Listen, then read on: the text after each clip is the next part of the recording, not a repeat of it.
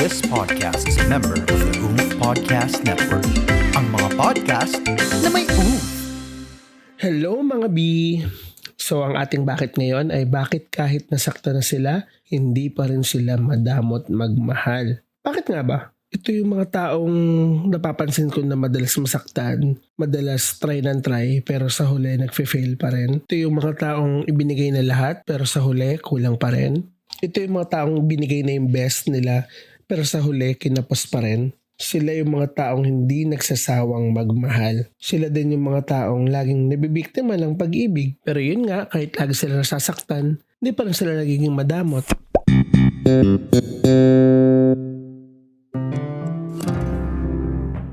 Sa tingin ko, ito yung isa sa mga gandang trait kapag nagmamahal. Yung hindi mo pinagdadamot. Kasi kung iisipin natin, di ba? Ang hirap nung magmamahal ka ulit. Feeling mo, baka maulit lang ulit yung mga nangyari. Feeling mo aasa ka tapos masasaktan ka ulit. Pero hanga nga ako sa generosity ng mga taong palaging nasasaktan.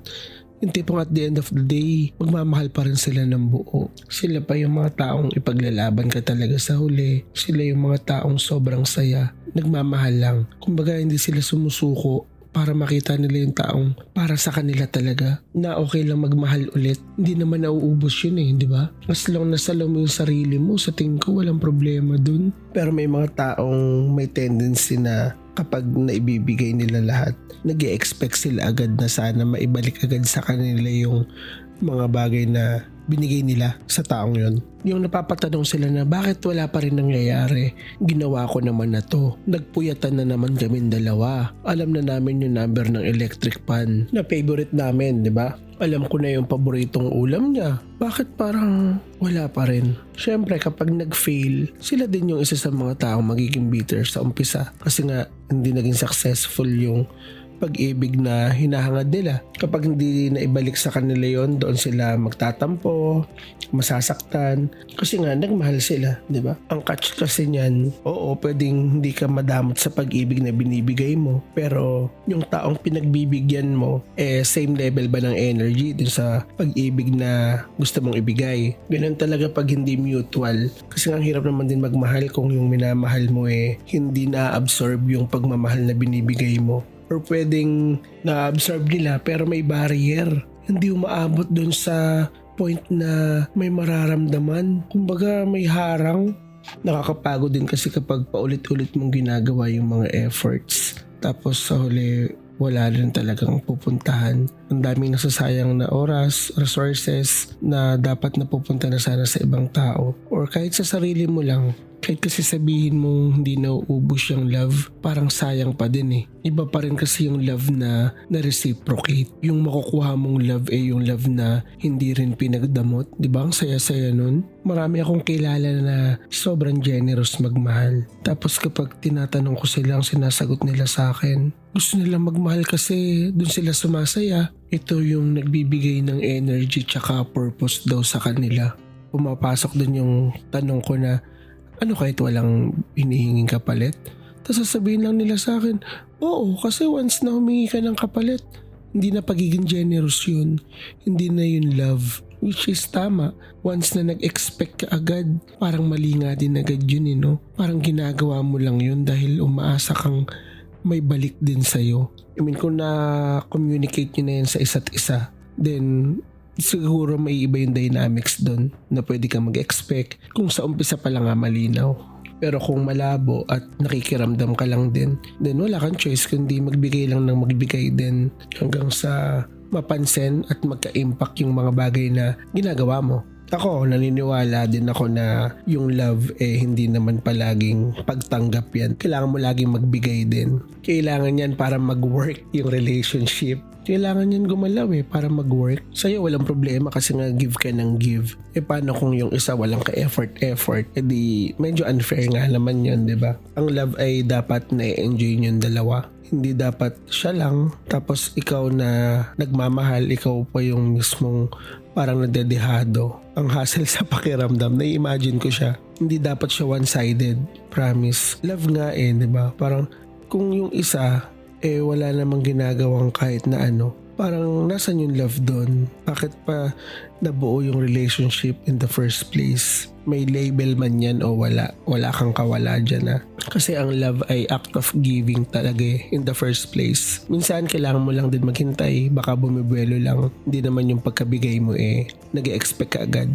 Parang bigyan mo ng time, minsan nagpa-process pa yan Minsan nag-iisip lang din sila ng way para may parating sa'yo.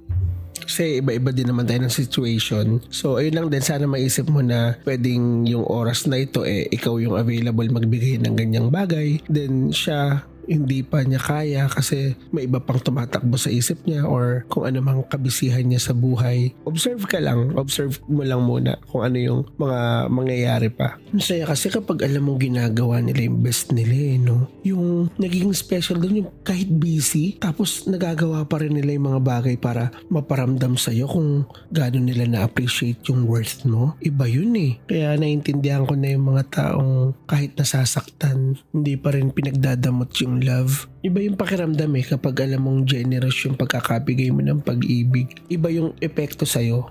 Iba yung pakiramdam mo sa sarili mo na alam mong naibigay mo siya ng buo. Alam ko alam niyo yun. Hindi ko lang siya ma-explain.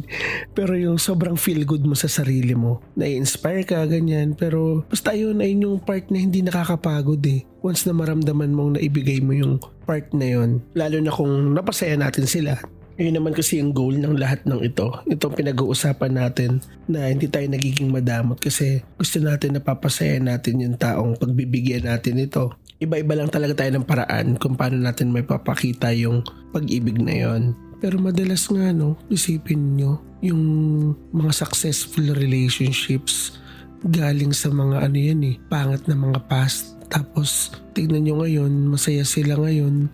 Kasi hindi sila naging madamot. Parang pinakita pa rin nila yung love sa isa't isa. Wala silang ginawa kundi magbigay ng magbigay at tumanggap ng tumanggap. Di ba ang ganda? Ideal sa relationship. Parang yung akin lang. Di ba nasingit ko? Ganun talaga pag grateful. Kaya ayun, proud ako sa inyo kasi alam ko na ang mga listeners ng podcast na ito ay isa sa mga taong sobrang generous kapag magmamahal. Lahat tayo. Yung lahat ng nasa Bucket List Podcast community. Shoutout sa inyong lahat. Kailangan ng mundo ang mga tulad nyo. Huwag sana kayo magsasawang ibigay yon. Ang sa akin lang, yung maprotektahan nyo sana yung mga sarili nyo sa mga abusado, di ba? Alam mo dapat kung kailan ka titigil. Alam mo dapat kung nagtitake advantage na sila sa'yo. Pero yun nga, sana tuloy pa rin ang buhay at huwag titigil sa pagbibigay ng love na walang hinihinging kapalit. At ang huling mensahe ko sa mga taong nasaktan, sana kapag nagmahal ka ulit, protektahan mo na yung sarili mo. Lahat ng bagay na nasaktan ka ay may aral na pwedeng matutunan. Pero yun nga, sana sa susunod marunong ka nang makiramdam. Ibigay mo lahat kapag sa tingin mong kayang ibigay ng taong yun yung energy na binibigay mo kapag nagmamahal. Huwag mo sayangin yung sarili mo. Alamin mo yung worth mo. Huwag mo sayangin yung pagiging puro mo. Pag-protecta na rin ito sa sarili mo para hindi ka masaktan sa lahat ng relasyon na papasukin mo. Sana after mo mapakinggan ng podcast na ito ay maging generous ka palalo sa pag-ibig. At gusto ko magpasalamat sa mga taong generous sa pag-support. Ito, yan, yung ginagawa niyo, itong pakikinig niyo sa akin. Sobra ko na-appreciate ito. Lalo na kasi hindi ako yung taong mahilig humingi ng support. I mean sa akin pag sinuportahan, then thank you. Doon ko fina-focus yung sarili ko. Kung hindi nila masusuportahan, then feel ko hindi nila think talaga makinig ng podcast ganyan. Pero sobra ko na-appreciate kayong lahat. Lalo na yung mga nag-PPM pa sa akin, yung mga friends ng girlfriend ko na lagi nakikinig, yung mga supporters na matabang utak ira pa. Nandyan na. Grabe, sobrang haba na ng journey na napuntahan natin. Lahat sinubukan na natin pero ito pa rin kayo ngayon, nakikinig. Sobrang salamat sa inyo. Sana na-enjoy nyo yung episode na to at sana sa mga susunod na podcast ay nandun pa rin kayo. Sa mga bago, meron tayong The Bucket List Podcast Community. Search nyo lang yun, makikita nyo agad. Pwede kayo mag-share sa page The Bucket List Podcast ng mga problems nyo. Babasahin ko yun. Tapos nasa sa inyo kung gusto nyo yung pangalan nyo mismo or may pa-code name kayo. Okay lang yun. So ayun, thank you ulit guys. At sa susunod ulit na linggo, thank you sa support. Bye mga B!